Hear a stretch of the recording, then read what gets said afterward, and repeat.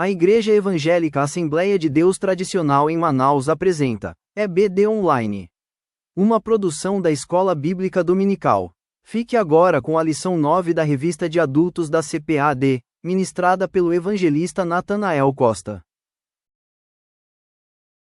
Bem-vindos a mais uma EBD Online.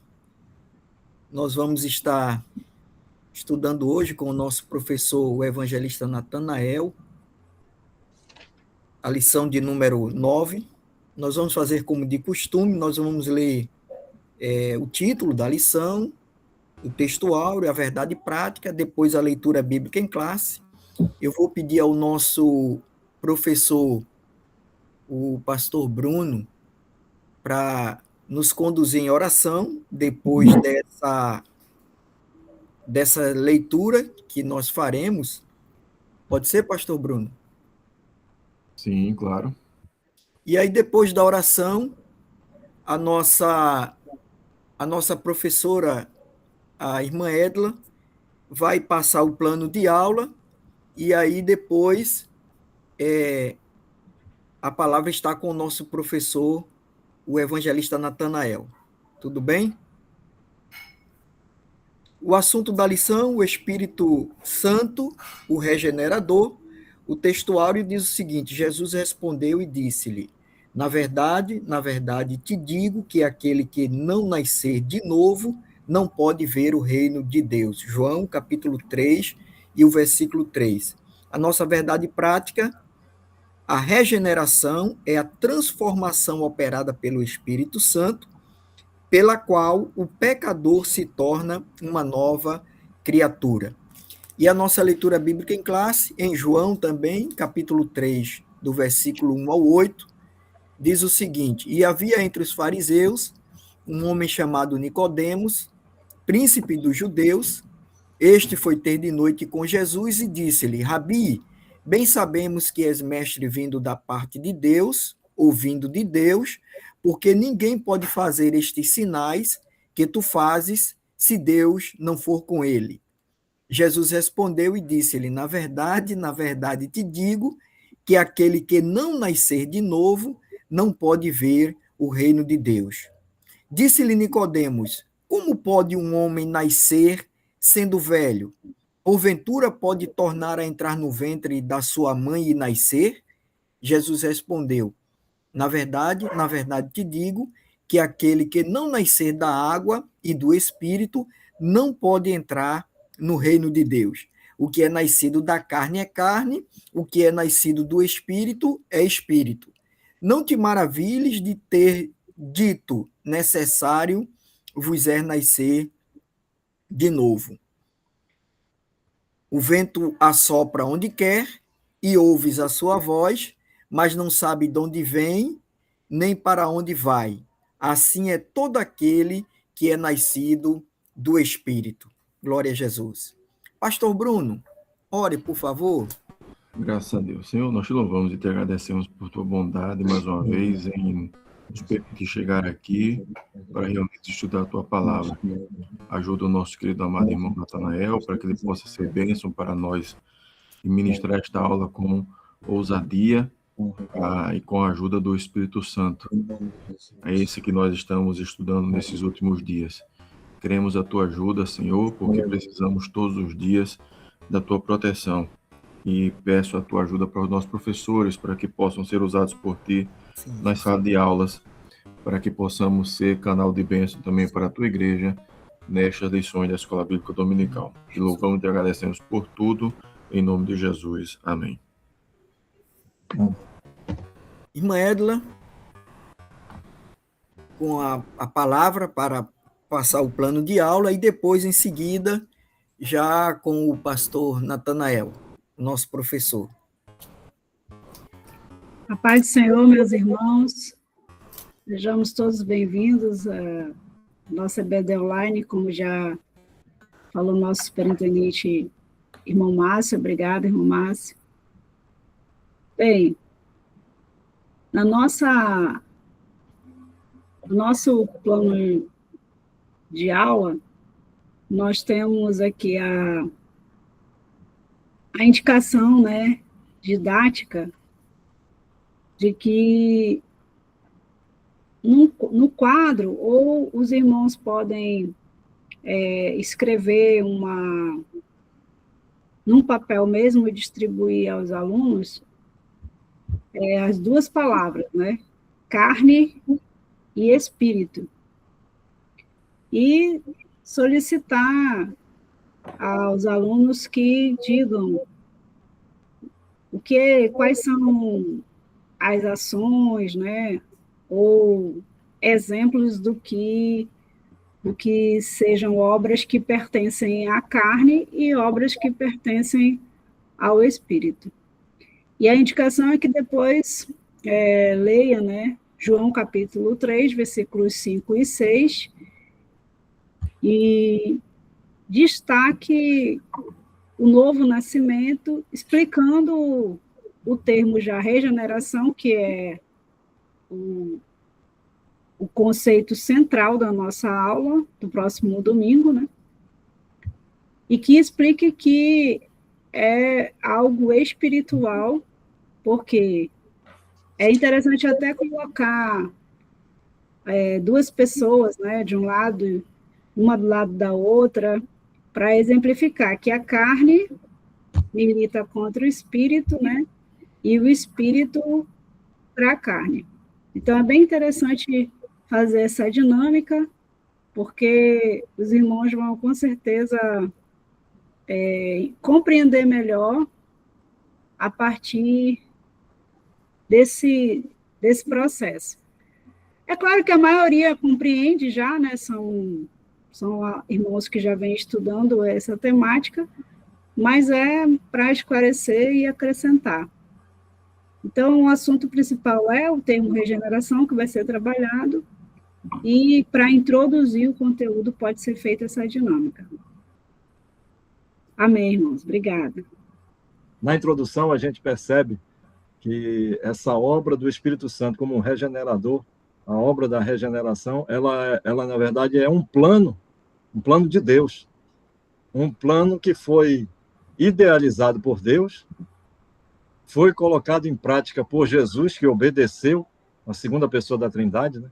Por isso é uma obra da Trindade. Foi executada por Jesus por meio da sua morte na cruz e ressurreição, e ela é aplicada na prática, na vida do cristão, por meio da terceira pessoa da Trindade, que é o Espírito Santo. Por isso que ele é o executor e aquele que aplica essa regeneração, essa transformação, que é o novo nascimento, né? De que Jesus falava para Nicodemos, e Nicodemos não entendia, né?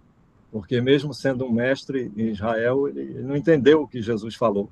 Achava que Jesus estava falando de algo físico, algo que ele estava acostumado, algo material, e Jesus estava falando daquela transformação que ocorre interiormente, né? Por meio do Espírito Santo. É interessante que a gente vê, na introdução fala isso, que é um plano, né?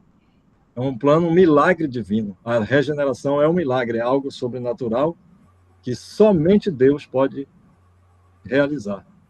E aí a gente já vem estudando, e estudamos desde a lição passada, que o Espírito Santo, ele é Deus, ele é uma pessoa, ele tem personalidade, todos aqueles atributos que são exclusivos de Deus, e ele tem essa função, a sua função é distinta da função do Filho e do Pai, e uma das suas funções é exatamente promover essa transformação no interior do crente, né? Porque já que ele vive dentro de nós. Aqui é que eu gostaria de compartilhar um pouco do que eu estava estudando, e eu achei bem interessante. Eu queria compartilhar. Essa questão do novo nascimento. É a introdução, né? O que eu já tentei falar aqui, de uma forma resumida. Ele não é uma simples mudança exterior, mas é uma transformação interior aplicada na vida do cristão por meio do Espírito Santo, que age de maneira sobrenatural e milagrosa para regenerar aquela natureza humana que havia sido corrompida pelo pecado. E, dessa forma, o Espírito Santo ele está cumprindo aquele plano que foi determinado pela Trindade Divina. Isso eu achei maravilhoso, porque aí a gente vê a Trindade, ela participando de tudo, né? De todo esse plano redentor.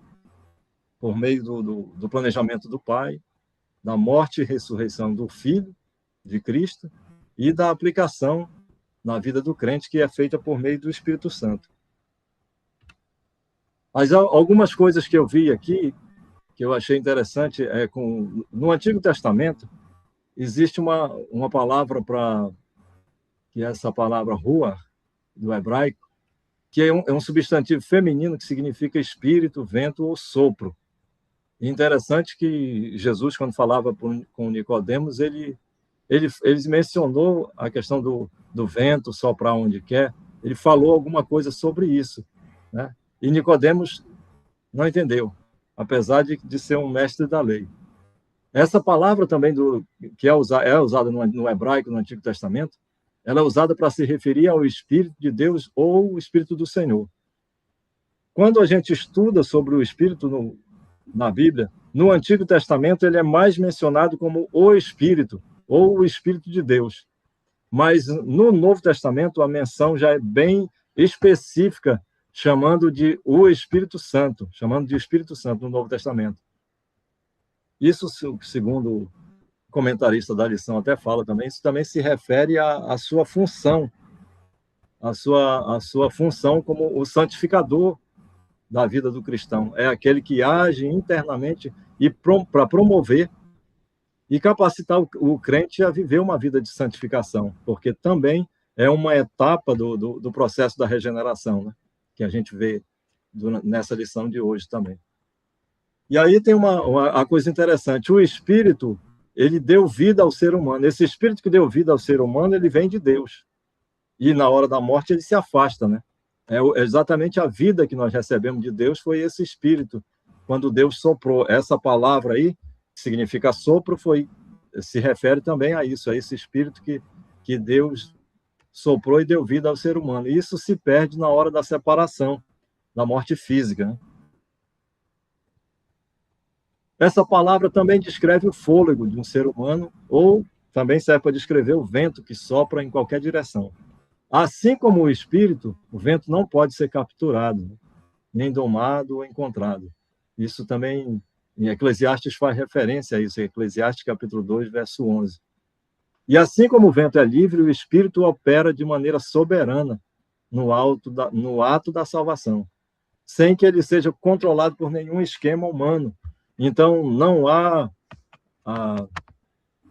forma do homem fazer alguma coisa para que ele possa receber esse ato milagroso feito por meio do Espírito Santo, que é o ato da regeneração. A única coisa que o homem pode fazer é crer, é ter fé quando ele ouve o Evangelho, quando ele ouve a palavra de Deus, e por meio do Espírito Santo ele é convencido do seu pecado, né, da justiça e do juízo, e se arrepende, para então ser convertido e ser salvo. Essa é a única participação do ser humano nesse esquema, nesse plano. Existe outra coisa que eu achei interessante também, nós vamos já retomar a questão do Espírito Santo regenerador, mas que eu achei interessante também, é que existe uma analogia entre a ação do Espírito na vida humana e na vida espiritual do homem. O Espírito do Senhor, ele tomou parte na criação do universo. Ele se movia sobre a face das águas e foi ele que deu vida às pessoas. E também fez reviver os mortos. Nós temos isso no Antigo Testamento, em Gênesis, no livro de Jó, e quando ele fez reviver até os mortos em Ezequiel 37, versos 5 e 10, fala sobre isso. Também 39, 29, isso aqui, na verdade, Ezequiel 37, 5 e 10 é uma profecia, né? É algo profético que fala exatamente sobre isso, que o Senhor, ele prometendo ao seu povo Israel, que ele transformaria o interior das pessoas, ele mudaria o coração. Eu transformarei o coração de vocês, eu tirarei o coração que vocês têm de pedra e darei um coração de carne, quer dizer, um coração sensível à voz de Deus, que pudesse ser moldado por Deus. Isso era uma promessa, isso é profético, né? Então,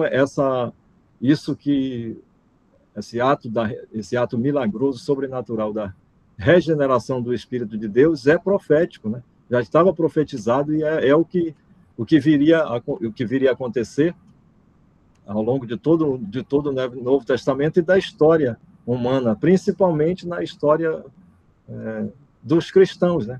Do cristianismo, né? Na conversão das pessoas, com a pregação do Evangelho, com a pregação de João Batista, de Cristo, e depois que foi dado sequência pelos apóstolos. Deus prometeu que daria ao seu povo um novo espírito, para que eles seguissem os seus decretos e leis. Aqui a gente vê que uma das missões do Espírito Santo, eu poderia dizer assim, quando ele regenera o ser humano, é que ele é que nos capacita e nos dá condições de nós obedecermos e seguirmos os decretos e as leis do Senhor. O homem natural, se ele não for regenerado, ele não tem condições de seguir os decretos e leis. Ele vai desprezar as leis do Senhor. A Bíblia diz que a lei do Senhor é perfeita. Só que aqueles que não têm essa vida transformada, eles são incapazes de reconhecer isso. E são incapazes de seguir os decretos e leis do Senhor. Foi por isso que Deus prometeu: vocês, só depois que vocês forem transformados, renovados, e eu darei o meu Espírito, e ele fará isso em vocês. Aí vocês serão capazes de seguir as minhas leis, porque o povo não seguia. O Espírito de Deus, o Senhor prometeu que ele estaria sobre o seu povo. Está em Isaías 59, 21. No sentido de fazer com que aquele povo nascesse de novo, como se fosse brotar dentro dele uma nova pessoa. E é exatamente esse ato que o Espírito Santo promove na nossa vida, na vida daquele que crê no Senhor. Outra coisa que eu anotei aqui, que eu gostaria de compartilhar, é o teólogo Stanley Horton, norte-americano, e ele escreve teologia sistemática, né? Escreveu muitas coisas interessantes. Ele é uma das grandes autoridades do meio pentecostal nos Estados Unidos, né? Stanley Horton, ele fala que a regeneração é a ação decisiva e instantânea do Espírito Santo, mediante a qual ele cria de novo a natureza interior, natureza dentro do homem, uma nova natureza, porque aquela natureza humana estava corrompida, né? Havia sido corrompida.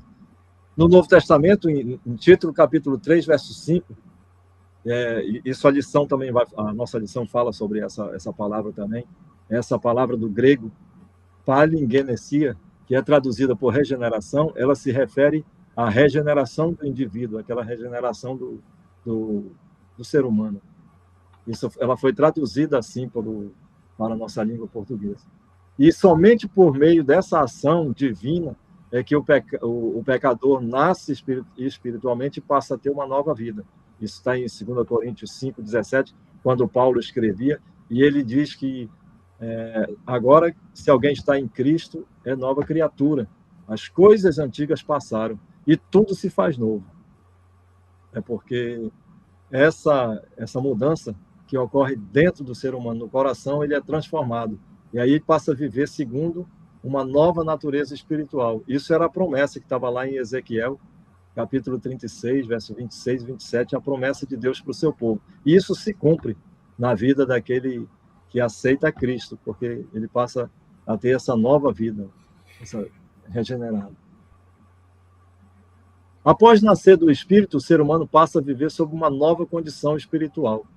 Ele tem uma nova maneira de pensar e de agir, e o que se torna evidente por meio de comportamentos. Isso aqui foi a anotação que eu fiz, tentando, depois de ter estudado a lição e feito um apanhado do aprendizado, a gente percebe que isso aqui, após a transformação, a regeneração, o homem está numa nova condição espiritual, e aí isso torna evidente essa transformação por meio do seu comportamento. Uma pessoa que não foi regenerada, claramente não pode praticar a justiça, não pode demonstrar o amor fraternal, viver em paz com os irmãos, viver uma vida de temor do Senhor, de obediência a Cristo e a sua palavra.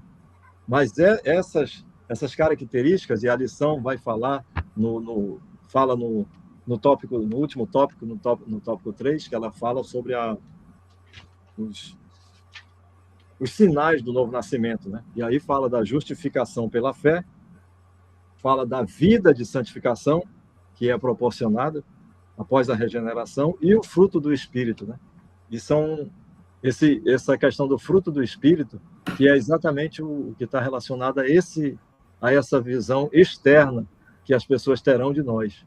O homem que é transformado, ele é transformado interiormente, ninguém vê. É algo invisível, é algo divino e sobrenatural. Agora, o que as pessoas veem é a evidência externa de que alguém foi regenerado, de que alguém foi transformado. E aí nós vemos como evidência externa que a pessoa passa a produzir as qualidades do fruto do Espírito. O fruto do Espírito é aquele último ponto que está lá no terceiro tópico da lição, como que são sinais do novo nascimento. Essas coisas que eu achei interessante compartilhar. O tópico 2 da lição, que fala a regeneração, ela é um processo de natureza espiritual. Como nós já falamos, é a transformação interior, né? Nós já falamos de Nicodemos, que ele era um mestre em Israel, mas ele tinha uma visão limitada, ele não entendia esse plano, ele não entendia essa questão interior e espiritual, e Jesus teve que explicar para ele, né? E interessante, porque o comentarista da lição, ele fala que Nicodemos, ele tinha uma mente religiosa, né? Devia ser uma pessoa muito sábia, mas estava muito acostumado a pensar na sua mente religiosa, né? Como ele diz aqui, ó. É uma mente religiosa, espiritualmente morta e presa à lógica humana. Presa à lógica humana. Incapaz de compreender que a justiça de Deus não vem das obras, não advém das obras, né? Nicodemos ainda não compreendia isso. E Jesus estava querendo mostrar isso a ele, né? Que era preciso ele nascer de novo. Ninguém poderia entrar no reino de Deus se não experimentasse esse novo nascimento. A parte 2 desse tópico diz que a regeneração é uma obra soberana do Espírito. E aí foi quando Jesus falava com Nicodemos, ele disse, o vento sopra onde quer. A gente ouve o vento, mas a gente não sabe, né, para onde ele vai, nem de onde vem. O vento é assim, e assim ele estava comparando, né, o fato do vento ser livre, e assim também o Espírito, ele opera de modo soberano, ele é livre para operar de modo soberano na salvação, sem ser controlado por nenhum esquema humano, né, como diz aqui. E é somente por essa ação divina que a gente passa a ser transformado, passa a experimentar essa nova vida, né? A nova vida e nova conduta. Nova vida e a nova conduta. Como nós falamos, a pessoa que não experimentou o processo da regeneração não tem como ela ter uma conduta ilibada. Às vezes a pessoa, a gente ouve muito falar, fulano é uma pessoa que tem uma conduta ilibada, né? Ou então, para exercer um determinado cargo, principalmente as altas autoridades, um dos requisitos é que a pessoa tenha uma conduta ilibada, né? E aí a gente vê várias pessoas que, teoricamente, têm essa tal de conduta ilibada, mas, de repente, você percebe que eles... Eu não estou falando nada qualquer semelhança é mera coincidência, tá? Com o que tem acontecido na nossa sociedade, aí, nas nossas autoridades. Mas, às vezes, a gente ouve falar desse tal de conduta ilibada e a gente percebe que isso é muito relativo, né? A pessoa, por melhor que seja, ela acaba não satisfazendo aquilo que deveria agradar, satisfazer ao Senhor, satisfazer a Deus, né? A conduta ilibada que Deus exige de nós vai muito além do que aquilo que as pessoas podem perceber, do que alguém pode ser numa sabatina, num julgamento, ser aprovado. A conduta que Deus requer de nós, ela vai muito além, porque ela é uma obra que somente Deus pode realizar, somente o Espírito Santo realiza. Não tem como, por exemplo, se reunir, a instituição tal vai se reunir, e aí eles vão interrogar, vão inquirir uma pessoa, uma autoridade, para ver se ela tem uma conduta ilibada. E aí, geralmente, eles atestam que a pessoa tem, e está apta para exercer determinada atividade. mas com Cristo não é assim, com Deus não é assim, não. Até porque essa conduta só é possível por meio de um milagre, que é o milagre operado pelo Espírito Santo. Agora, quando o que é maravilhoso é que o Senhor nos capacita, ele nos dá esse privilégio de nós assumirmos essa posição. Aqui na lição fala de um dos... Aqui, novamente, retornando. Um dos sinais de que a pessoa nasceu de novo é que ela foi justificada. Primeiro é que ela foi justificada. E a justificação é aquele processo, né? Como nós já conhecemos, é aquele processo em que o réu, que era culpado, de repente, ele passa a ser visto como inocente pelo juiz, porque o Senhor Jesus assumiu aquela dívida que era minha, que era nossa, né? Era do réu, do pecador.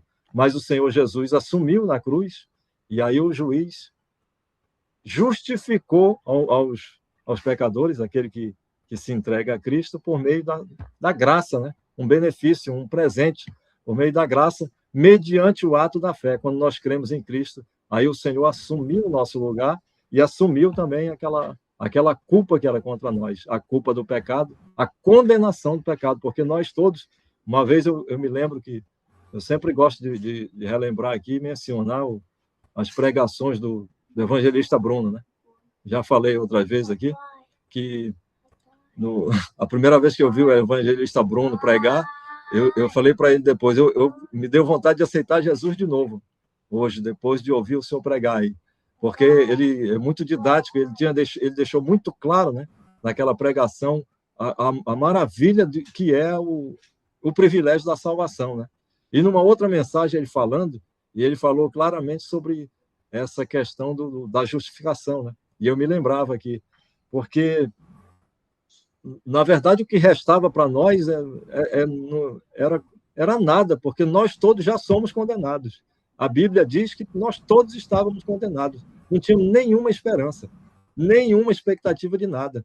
E o Senhor, por meio da graça, da sua infinita misericórdia e da sua graça, nos deu essa oportunidade de nós sermos inocentados.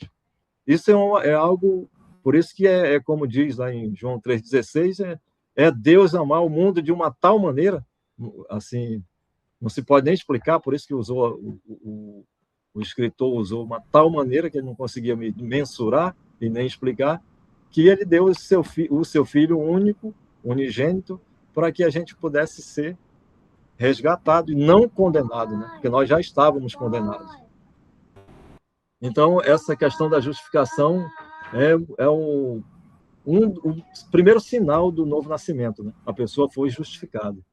E depois vem a vida de santificação, que como também nós estudamos na lição passada, a justificação, a santificação, ela tem dois aspectos, né? O aspecto posicional, que nós fomos santificados no momento em que nós nos entregamos a Cristo, mas também tem o aspecto da justificação, da santificação ser progressiva e gradativa. É aquele processo contínuo em que o Espírito Santo, trabalhando na nossa vida, desde que nós também façamos a nossa parte de darmos lugar a Ele, por meio do amor pela palavra, do amor às coisas do alto, o pensar nas coisas do alto, o praticar uma vida de piedade, de viver em santidade, aí é aquela santificação que vai melhorando a cada dia, né? Tem um versículo que diz, em Provérbios, acho que é Provérbios 4,18, né?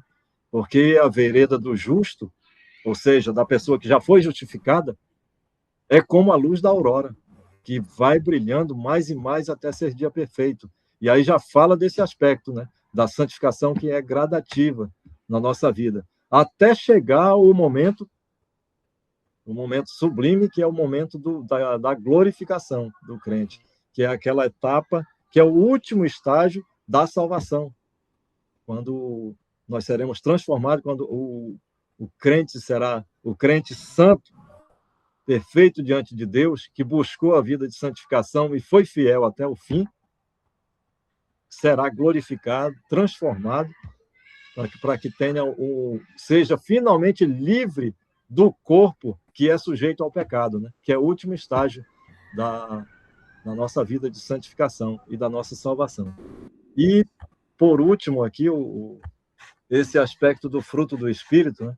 E até está no plano de aula, conforme a irmã Edwa mostrou aí, está na lição, que é uma coisa interessante da gente compartilhar e fazer, né? Aquela dinâmica lá com os alunos, a questão das obras da carne. As obras da carne, elas são bem numerosas, né? Aí, quando o fruto do Espírito, ele é um fruto que tem as qualidades, né? É um fruto, mas ele tem diversas qualidades, né? A gente pode dizer assim, ou atributos, né? Do fruto do Espírito que nós conhecemos: o amor, gozo, paz, longanimidade, benignidade, bondade, fé, mansidão e a temperança, que também, em algumas versões, chamam de domínio próprio, né? Esse fruto do Espírito, às vezes eu digo, às vezes a gente se depara com uma situação que nós somos muito falhos, né? Poxa, como eu gostaria de ter essas qualidades do fruto do Espírito. A gente até pensa que tem, né? Mas, de repente, a gente cai na real: meu Deus do céu, eu até estou acertando nisso aqui, mas nesse aspecto aqui, pelo amor de Deus, eu não sou nada do que eu deveria ser. Às vezes, a gente se esforça, né? Isso não quer dizer que a gente deva desanimar, não, porque é assim mesmo. Nós somos... O profeta Isaías, quando viu o Senhor, ele caiu na real, né? E ele se desesperou lá, porque, meu Deus do céu, eu vou perecer, porque eu sou um homem de lábios impuros. Habito no meio de um povo de impuros lábios. E eu vi o Senhor, não resta esperança para mim, eu vou perecer. Mas aí um anjo veio, tocou nos seus lábios, purificou, e ali foi a gente conhece como o chamado de Isaías, né? Mas isso aí é só uma demonstração de que quanto mais a gente se aproxima de Deus, e isso é maravilhoso, porque Deus, ele é santo e é santíssimo num grau que a gente não consegue imaginar. Mas ele quer isso de nós também. Por isso que é possível esses atributos do fruto do Espírito na minha e na sua vida. Porque alguém diz que quanto mais o crente se aproxima de Deus, mais ele tem noção de que é um pecador e de que precisa se aproximar cada vez mais, de que hoje eu preciso ser melhor do que ontem, amanhã eu preciso ser mais santo do que hoje. Esse ato é o Espírito Santo de Deus que habita em nós, que promove isso no nosso coração e na nossa mente, né? Porque quando nós falávamos no início, a regeneração, ela é o ato soberano do Espírito Santo em nós que transforma a nossa mente, né? E o apóstolo Paulo fala, né? Rogo-vos, pois, irmãos, que apresenteis os vossos corpos em sacrifício vivo, santo e agradável a Deus, que é o vosso culto racional.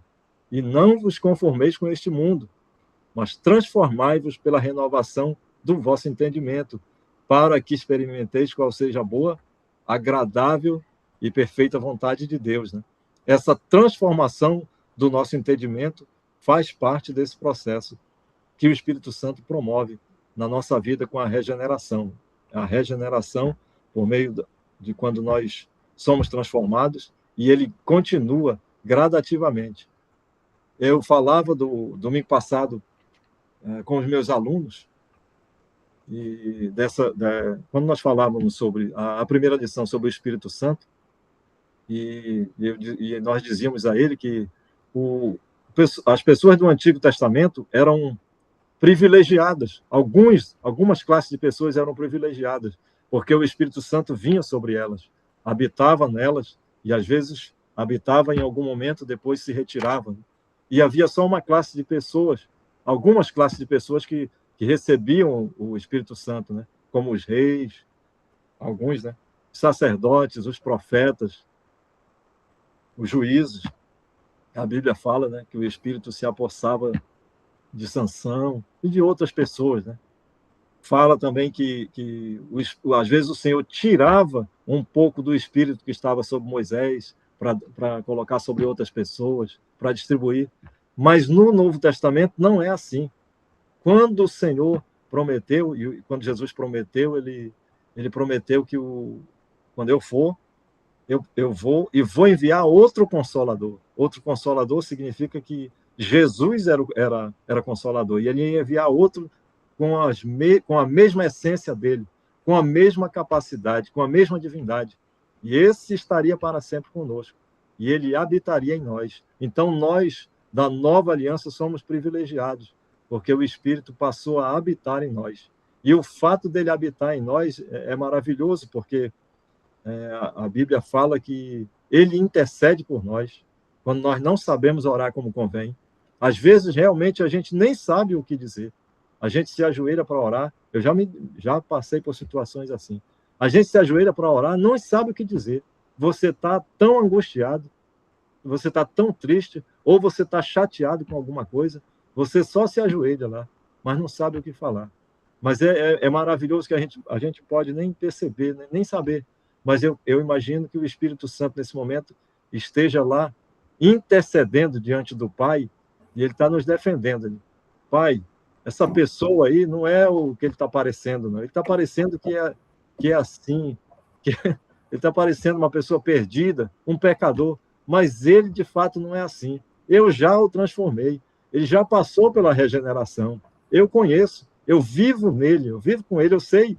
É porque nesse momento ele não está conseguindo. Por isso, ele clama, Abba, Pai, como diz na Bíblia, e ele intercede por nós. Já pensou que privilégio esse?